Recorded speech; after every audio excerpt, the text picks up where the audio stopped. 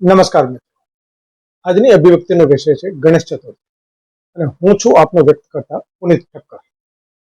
આજનો દિવસ ખરેખર ખૂબ જ ખાસ છે. ચારે બાજુ એક અદ્ભુત ઉર્જા અને ભક્તિનો માહોલ છે. દરેક ઘર અને ગલીઓમાં ગણેશજીના જયઘોષ ગુંજી રહ્યા છે.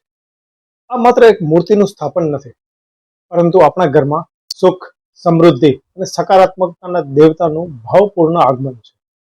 આ દિવસનો ઉત્સાહ અને આનંદ અસીમ છે. ચાલો આ પવિત્ર અવસર પર આપણે ગણેશજીના જીવનના ઊંડાણ અને આપણા જીવન માટેના તેમના સંદેશને સમજવાનો પ્રયત્ન કરીએ. આપણે બધા જ ગણેશજીના જન્મદિવસની વાર્તા તો જાણીએ જ છીએ, પરંતુ શું આપ જાણો છો કે ગણેશજીના 8 અલગ અલગ અવતાર છે અને દરેક અવતારનો એક ખાસ હેતુ હોય. આ 8 અવતારો છે વક્રતુંડ, એકદંત, મહોદર, ગજાનન, લંબોદર, વિકટ, વિઘ્નરાજ અને ધૂમ્રવર્ણ. ગણેશજી માત્ર વિઘ્નો જ નહીં, પરંતુ આપણા મનમાં રહેલા નકારાત્મક ભાવોને પણ દૂર કરનાર છે.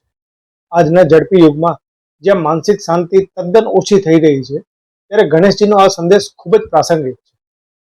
પણ એ બહુ ઓછા લોકો જાણે છે કે ગણેશજીને 2 પત્નીઓ હતી, રિદ્ધિ એટલે કે બુદ્ધિ અને સિદ્ધિ એટલે કે સફળતા. આ પ્રતીક એ દર્શાવે છે કે સફળતા મેળવવા માટે માત્ર મહેનત જ નહીં, પરંતુ સાચી સમજદારી અને બુદ્ધિ પણ અત્યંત આવશ્યક છે. આજના યુવાનો માટે આ એક પ્રેરક પાઠ છે. ગણેશ ચતુર્થીનો ઇતિહાસ માત્ર લોકમાન્ય તિલક પૂરતો સીમિત નથી. શું આપ જાણો છો કે લોકમાન્ય તિલક પહેલા મહારાષ્ટ્રના પેશવા શાસકો દ્વારા ગણેશજીની પૂજા મોટા પાયે થતી હતી. પેશવાઓ તેમને પોતાના કુળદેવતા માનતા, પરંતુ અંગ્રેજોના શાસન દરમિયાન આ પ્રથા ધીમી પડી ગઈ. લોકમાન્ય તિલકે તેને પુનર્જીવિત કરી અને એક રાષ્ટ્રીય ઉત્સવમાં ફેરવી દીધો, જેણે લોકોમાં એકતા અને સ્વતંત્રતાની ભાવના જગાડી. ગણેશજીના દરેક અંગમાં આપણા જીવન માટે એક ઊંડો સંદેશ છુપાયેલો છે. તેમનું વિશાળ મસ્તક આપણને મોટા વિચારો રાખવા અને જીવનમાં વિશાળ દ્રષ્ટિકોણ અપનાવવાનું શીખવે છે.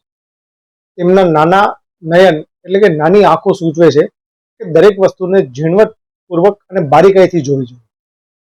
તેમના વિશાળ કાન સૂચવે છે કે આપણે સૌનું ધ્યાનપૂર્વક સાંભળવું જોઈએ. તેમનો એક દંત દર્શાવે છે કે આપણે જીવનની નકારાત્મકને દૂર કરી માત્ર સકારાત્મકતા અને એકાગ્રતાથી આગળ વધવું જોઈએ. તેમનું વિશાળ પેટ દર્શાવે છે કે આપણે જીવનના સુખ અને દુઃખ બંનેને સહન કરવાની ક્ષમતા કેળવવી જોઈએ. અને તેમનું વાહન મૂષક એટલે કે ઉંદર એ યાદ અપાવે છે કે કોઈ પણ જીવ કે કોઈ પણ વ્યક્તિ નાની નથી હોતી. દરેકનું પોતાનું એક મહત્વ હોય છે. આજે આપણે ગણેશ ચતુર્થીના આ પાવન અવસરે ગણેશજી પાસેથી શીખેલા આ જીવન મૂલ્યોને આપણા જીવનમાં ઉતારવાનો સંકલ્પ કરીએ. તેમની કૃપાથી આપણું જીવન શાંતિ, સમૃદ્ધિ અને સહિષ્ણુતાથી ભરેલું રહે. આશા રાખું છું કે આ પર્વ આપણા જીવનમાં અઢળક સુખ અને સફળતા લઈને આવે. ગણપતિ બાપ્પા મોર્યા, મંગલ મૂર્તિ મોર્યા.